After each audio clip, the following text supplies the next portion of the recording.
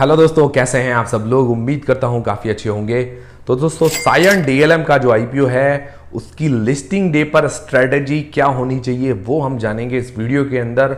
मतलब इसको long term के लिए होल्ड करना है या लिस्टिंग गेंस लेकर एग्जिट हो जाना चाहिए, तो हमारी आगे की स्ट्रेटजी क्या रहनी चाहिए सायन डीएलएम के आईपीओ पर, और इसके अलावा इसकी लिस्टिंग डेट कब है, वो सारी चीज़ें इस वीडियो के अंदर क्लियर करेंगे। और जिनको ये आईपीओ अलॉट नहीं हुआ है तो उनको भी क्या स्ट्रेटजी अपनानी चाहिए ताकि वो लोग भी फायदा कमा सके। और दोस्तों, बात करें आइडिया फौज के आईपीओ के लिस्टिंग की, तो बहुत ही बम्पर लिस्टिंग हमें देखने को मिली आइडिया फौज के आईपीओ के अंदर। करीबन 90% से ऊपर का लोगों को लिस्टिंग गेंस देखने को मिला, तो ये बहुत ही अच्छी बात है। मतलब लोगों ने जमकर प्रॉफिट कमाया है इस आईपीओ के अंदर। और मैंने कहा भी था कि थोड़ा थोड़ा प्रॉफिट बुकिंग करना सही है, और वैसा ही हुआ। जैसे हमने उम्मीद की थी वैसे ही लिस्टिंग देखने को मिली। और उसके अलावा क्या है कि लिस्ट होने के बाद क्या है कि थोड़ा बहुत हमें गिरावट भी देखने को मिला। ज़्यादा गिरावट नहीं हुई, पर फिर भी क्या है कि ज़्यादा ऊपर नहीं चढ़ा। और इसीलिए मैं कह रहा था कि महंगा भी है तो थोड़ा बहुत प्रॉफिट बुक कर लेते हैं तो वो थोड़ा सेफ साइड हो जाता है। तो आप लोगों ने आइडिया फौज के आईपीओ को होल्ड किया है या सेल किया है, मुझे कमेंट करके जरूर बताइएगा। तो दोस्तों, सायन डीएलएम का जो आईपीओ है उसकी जो लिस्टिंग डेट है वो है 10 जुलाई को। मतलब 10 जुलाई को ये शेयर मार्केट के अंदर लिस्ट हो जाएगा सायन डीएलएम का आईपीओ। तो क्या है कि 9 बजे मार्केट खुलता है, किसी भी आईपीओ की लिस्टिंग 10 बजे होती है। तो 10 बजे हम शेयर को बाय और सेल कर सकते हैं, उससे पहले नहीं कर पाते हैं।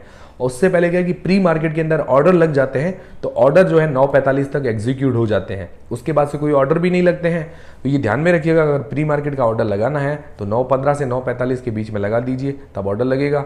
और 10 बजे से पहले बाय और सेल नहीं होगा। काफ़ी बार लोग सवाल पूछते हैं कि 10 बजे से पहले के लोग सेल करने का ट्राई करते हैं, सेल होता नहीं है। तो 10 बजे के बाद ही सेल होता है, ये ध्यान में रखिएगा। तो दोस्तों, ये जो शेयर जो हमें अलॉट हुआ है 265 रुपये में, मतलब फेयर वैल्यूएशन है, मतलब अच्छी वैल्यूएशन है। 265 रुपये में ये शेयर जो है हमें अलॉट हुआ है। और इसका जो ग्रे मार्केट का प्रीमियम चल रहा है, मतलब हम इसको रेंज के अंदर लेके चलते हैं।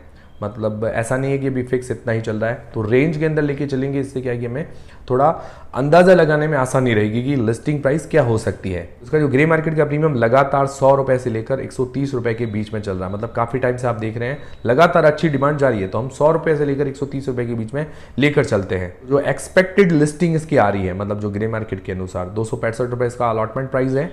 और एक्सपेक्टेड जो लिस्टिंग प्राइस आ रही है 365 रुपये से लेकर 400 रुपये के बीच में इसकी अंदाजन लिस्टिंग प्राइस आ रही है। तो काफ़ी बढ़िया लिस्टिंग प्राइस आ रही है। मतलब 365 रुपये से लेकर 400 रुपये के बीच में हमें लिस्टिंग देखने को मिल सकती है। और ज़्यादा अगर अच्छी डिमांड रहती है तो इससे ऊपर थोड़ी लिस्टिंग होगी, और थोड़ी कम डिमांड रहती है तो 365 से थोड़ी सी नीचे लिस्टिंग हमें देखने को मिलेगी।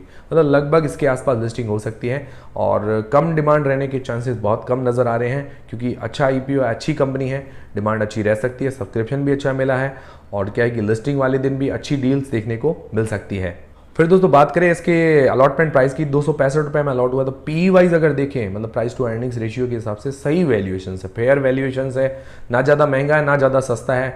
अपने जो पीयर कंपटीटर्स है, डिक्सन वगैरह जो बड़े प्लेयर्स हैं, उनसे सस्ती वैल्यूएशन पर है। मतलब कह सकते हैं कि ना तो ज़्यादा महंगा है ना ही ये ज़्यादा सस्ता है। तो लिस्टिंग वाले दिन भी ज़्यादा महंगा नहीं हो पाएगा। मतलब अगर चढ़ता भी है तो मतलब ज़्यादा महंगा नहीं कह सकते। मतलब इसको लॉन्ग टर्म में होल्ड किया जा सकता है। बाकी फाइनेंशियली देखें तो फाइनेंशियली भी स्ट्रांग है, मतलब वीक कंपनी नहीं है। और बाकी ये कंपनी जो है इलेक्ट्रॉनिक्स मैन्युफैक्चरिंग सेक्टर की कंपनी है।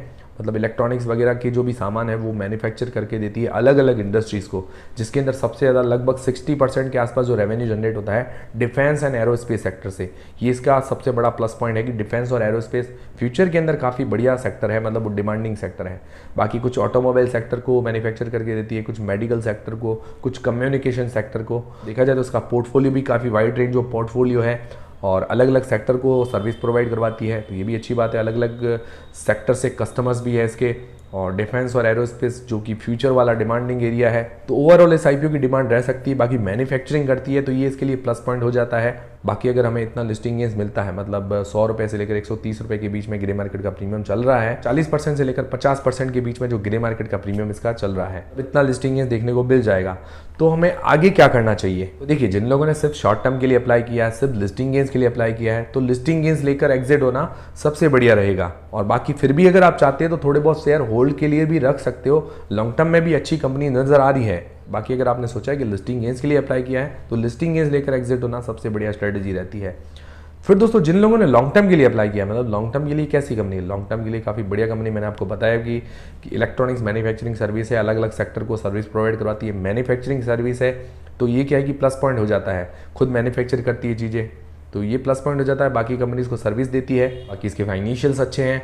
और क्या है कि अभी वैल्यूएशंस वाइज देखिए तो मतलब महंगी वैल्यूएशंस पर नहीं आया, फेयर वैल्यूएशंस कह सकते हैं, ना सस्ती है ना महंगी है, तो ये भी प्लस पॉइंट हो जाता है। बाकी इसके प्रमोटर्स अच्छे हैं, इसका मैनेजमेंट अच्छा है, कोई इसके ऊपर मतलब फ्रॉड एलिगेशन के कोई भी केसेस नहीं है, मतलब कोई भी आपराधिक मामला नहीं है इस कंपनी के ऊपर, ये भी प्लस पॉइंट है इसके लिए। बाकी इसकी एक जो पेरेंटल कंपनी है सायंट, वो भी लिस्टेड है, वो भी काफ़ी सक्सेसफुल कंपनी है, तो ये सारे बेनिफिट हो जाते हैं इस कंपनी के लिए। और बाकी अभी जो कंपनी है अपनी फुल कैपेसिटी पर काम नहीं कर रही है, धीरे धीरे अपने काम को बढ़ाएगी, अपने फुल कैपेसिटी पर आएगी, तो मैन्युफैक्चरिंग और ज़्यादा बढ़ेगी, रेवेन्यू के अंदर और ग्रोथ देखने को मिलेगी, जो आगे आने वाले ऑर्डर हैं वो भी पूरे कर पाएगी। तो ये आने वाले टाइम में बेनिफिट दे सकता है, क्योंकि मैन्युफैक्चरिंग खुद की है, तो ये बेनिफिशियल हो सकता है इस कंपनी के लिए।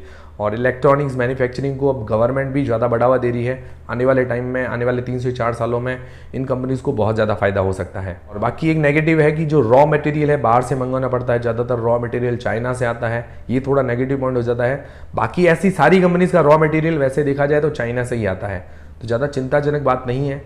ओवरऑल बढ़िया कंपनी है, तो लॉन्ग टर्म में इसको होल्ड किया जा सकता है। बाकी फिर भी अगर आप सेफ साइड लेके चलना चाहते हैं तो थोड़े बहुत शेयर जो है सेल कर सकते हैं, मतलब 15 शेयर, 20 शेयर, 16 शेयर इस तरह से सेल कर सकते हैं। मतलब 20% अमाउंट निकाल सकते हैं, 30% अमाउंट निकाल सकते हैं, 40% निकाल सकते हैं, या 50% निकाल सकते हैं, या अपना जो बेसिक अमाउंट है 15,000 रुपये वो निकाल सकते हैं। तो इस तरह से सेफ्टी के साथ भी चल सकते हैं, और ज़्यादा अगर आपके पास पैसे हैं तो होल्ड भी कर सकते हैं। और बाकी देखा जाए तो आइडिया फोर्ज वो आईपीओ काफ़ी महंगा था और लिस्टिंग के बाद और ज़्यादा महंगा हो गया, तो लॉन्ग टर्म में क्या है कि थोड़ा रिस्क रहता है, तो वो सोच समझ के हमें होल्ड करना चाहिए।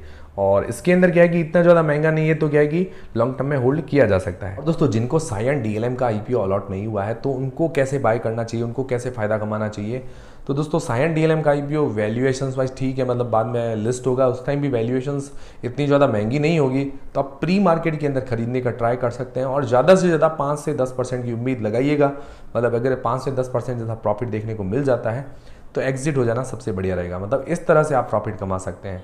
और प्री मार्केट के अंदर ऑर्डर कैसे लगाते हैं तो वो वाला वीडियो हमारा देख लीजिएगा, सर्च कीजिए यूट्यूब पर IPO pre market order Jayesh Khatri लिखकर आपको वीडियो मिल जाएगा। क्या सर्च करना है, IPO pre market order Jayesh Khatri, तो उसके अंदर आपको एग्जाम्पल के साथ मैंने समझाया है कि प्री मार्केट के अंदर ऑर्डर कैसे लगाना है, तो आपको समझ में आ जाएगा।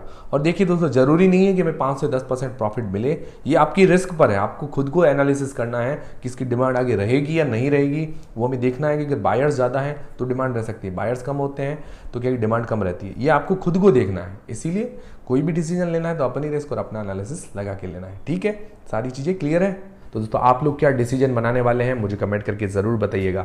आप लोग इसको होल्ड करेंगे या सेल करेंगे, जो भी डिसीजन लेंगे मुझे कमेंट करके ज़रूर बताइएगा। उम्मीद करता हूँ ये वीडियो देखने के बाद आपके सारे कंफ्यूजन क्लियर हो गए होंगे इस आईपीओ को लेकर, इसकी लिस्टिंग को लेकर। अगर क्लियर हुए तो वीडियो को एक लाइक जरूर करें, चैनल को सब्सक्राइब कर लें। टेलीग्राम, इंस्टाग्राम और फ्री में डीमेट अकाउंट सबके लिंक डिस्क्रिप्शन के अंदर है। मिलते हैं दोस्तों अगले वीडियो के अंदर।